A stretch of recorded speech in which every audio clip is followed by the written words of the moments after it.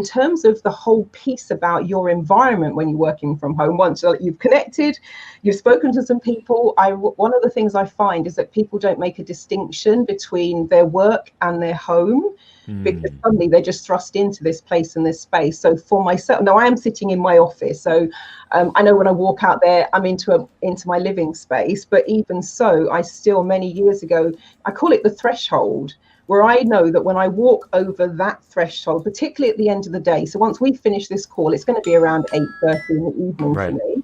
So when I walk over that threshold, I'm done. No more work, no more emails, no more telephone calls, because what can happen in these situations is things start to creep out and overspill. And so I would always kind of remind people about doing that as well. If people are working at home and they've got their family around them, set some boundaries. So, when I'm sitting here doing this, that means, and also sometimes you've got to set boundaries for friends and relatives and neighbors, etc., who kind of think, oh, you're at home now, I can call you at any time.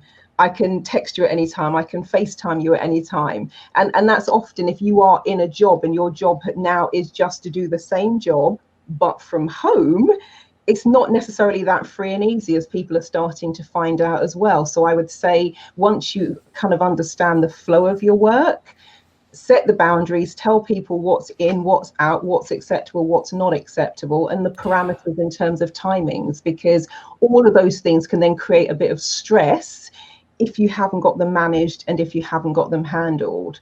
And I would definitely also say about scoping the work, so you know what's kind of expected. If you know that you'll, I don't know, create 10 client reports in a day, once you've done your 10 client reports, if that is genuinely what you're meant to be doing, you can kind of go, I'm done, even though it might be 2 o'clock in the afternoon.